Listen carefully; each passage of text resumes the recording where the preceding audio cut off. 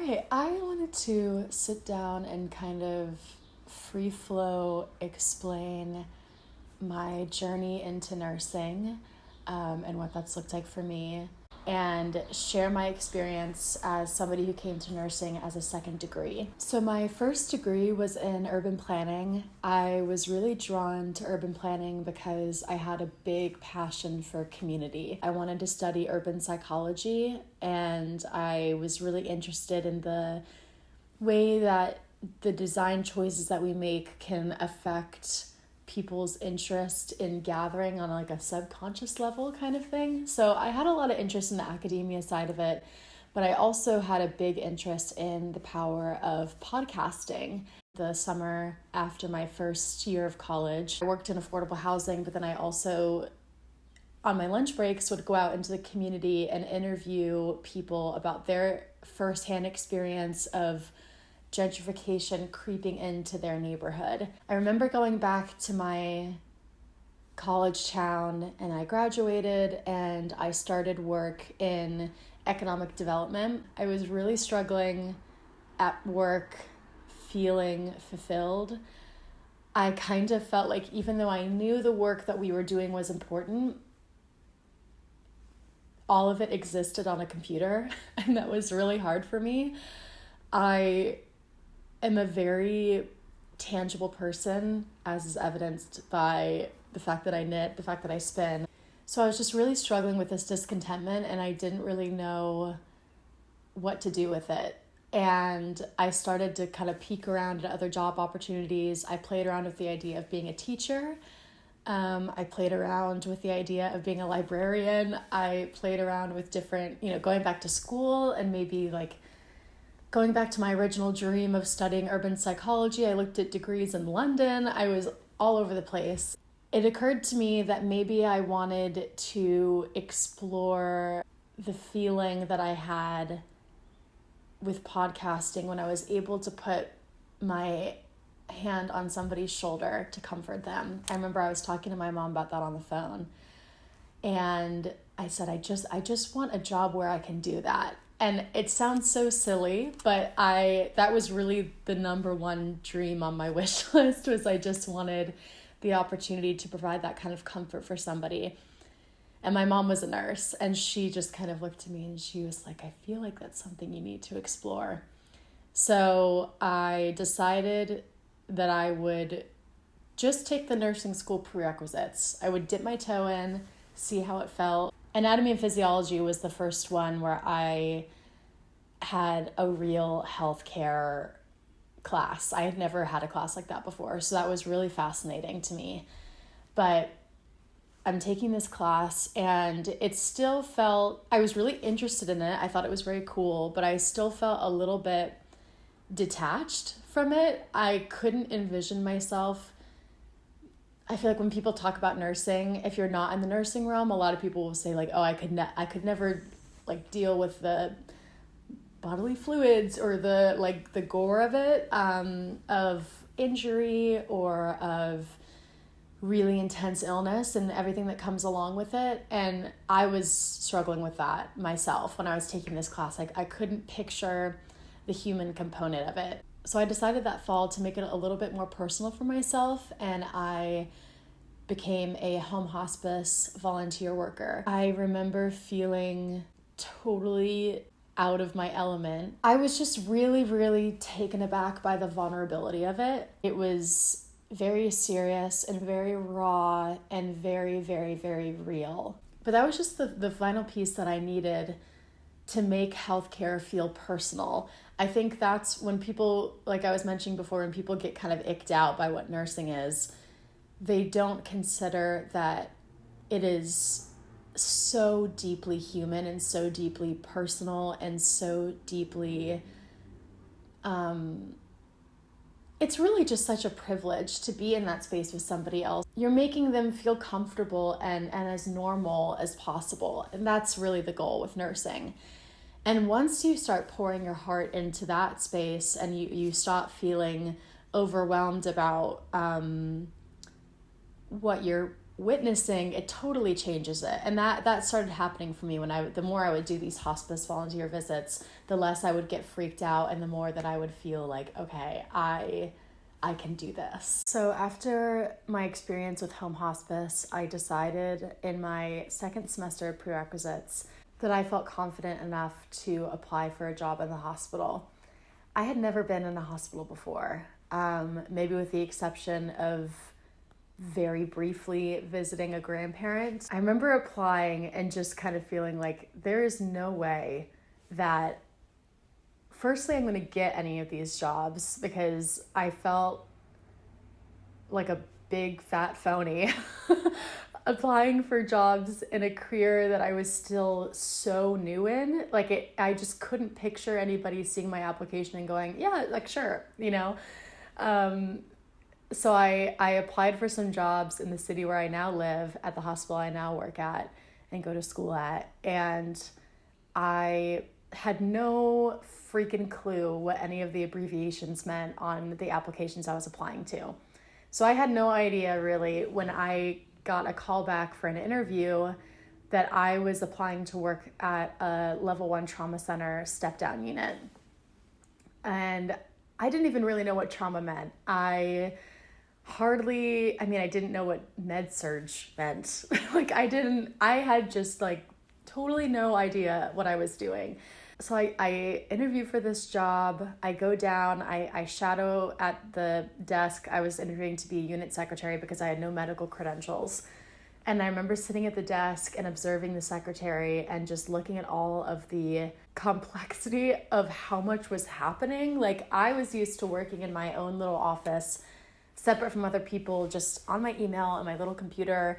And this desk was in the very center of the unit, and it's in the middle of the hallway right next to the front door. And so there's people coming in and out. There are teams that are rounding. There are nurses coming up and asking for things. The phone is ringing. Patients are calling out. The doorbell to the unit is ringing because it was a locked unit. And so it's I just remember feeling like you need 8 arms to do this job. I couldn't comprehend how I would ever be able to do it.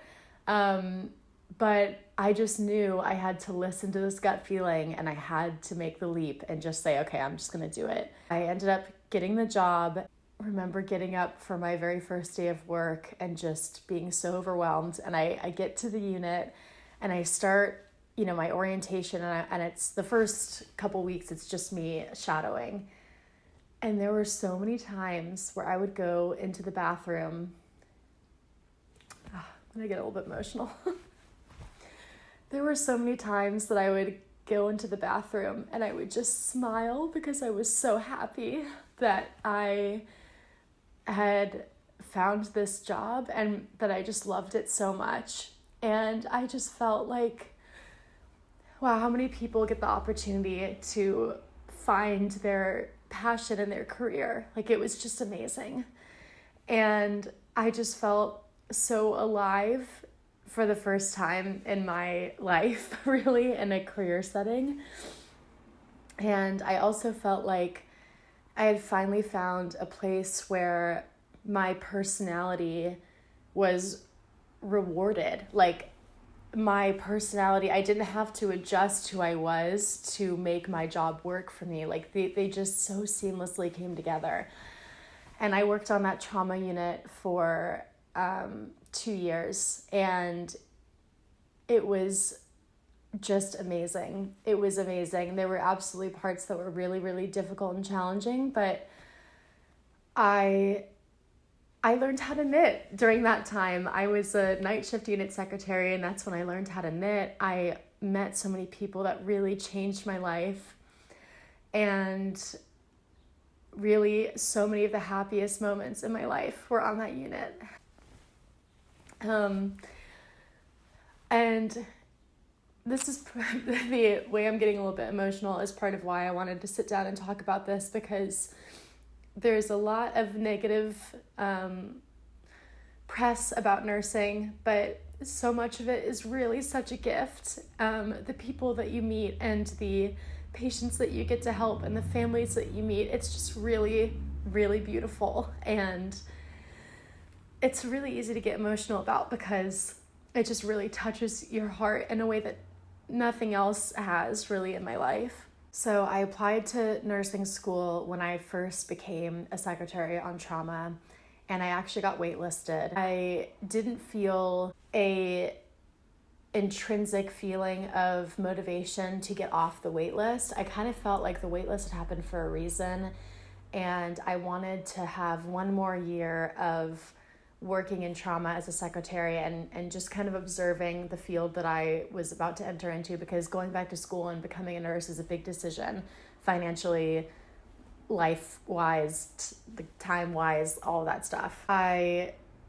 took that year and I got really into knitting and fiber art related things. I got really into sewing. I got really into farming. I worked on a couple of different farms during that time. I really allowed myself to have a year of self-exploration before becoming a nurse. And I'm really glad that I did that, because I was able to enter into nursing school and my current job I have now with a really strong foundation of who I was outside of nursing. It's really helped me not get lost emotionally in the process, because I know that healthcare is a huge part of who I am, but I can leave it in the hospital and I can come home and I can have my home life. So I started my nursing program. I was very excited, but very anxious. I had a lot of doubt that I was going to not be able to keep up intellectually. I really had a deep-seated fear that I was not a STEM girl. Like I couldn't see myself comprehending what I was going to need to understand to become a nurse. And I was very intimidated by all of it. And it was one of the most empowering experiences of my whole life to prove myself wrong. And it didn't even require working my butt off to do that. It shocked me by the time I got into my clinicals, my very first semester. Once I stepped foot in the hospital in terms of shadowing a nurse, studying became so easy, because I was getting a taste of what was to come after I graduated, and I wanted that. Like, I was so blown away by my experience in my clinical setting. I was on a med-surg step-down unit when I first started my clinicals, and I was so driven by that everything else felt secondary. Like, I'm not really somebody who's super pressed about getting straight A's in nursing school. In my program, you need an 80% or above to pass any class, and it's a 7-point grading scale. So an A would be above a 94. So I didn't really feel like I'm not going to kill myself over it to get like a 94% total cumulatively in a class.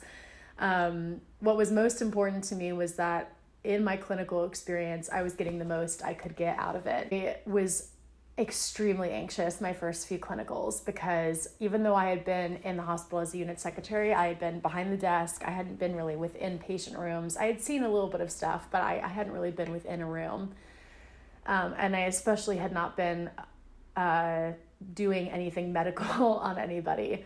And I remember my first clinical experience, I was working with a woman who needed a blood transfusion. She was hooked up to a lot of stuff. And I remember in the moment feeling very uncomfortable by the poking and prodding we were doing to her. And I felt like I was really worried, like, does she feel seen and advocated for in this moment? Does she feel cared for? Is she comfortable? Is she okay? And because there's no family in the room, you know, it was just the rapid response nurse, the nurse that I was working with, and me. So I'm kind of assisting where I can. And we finally get her all set up to be transferred to the ICU, and we're pushing her bed over, and, you know, I'm pushing the IV pole, and I'm just kind of like, oh, I'm, you know, taking a patient to an ICU, just totally new experience. And we drop her off in her room, And before we leave, she reaches out and holds my hand and says, "Thank you for helping me." And all of that overwhelming feeling I felt about the guilt of poking and prodding just totally left my body. And it was this real epiphany that I had where I was like,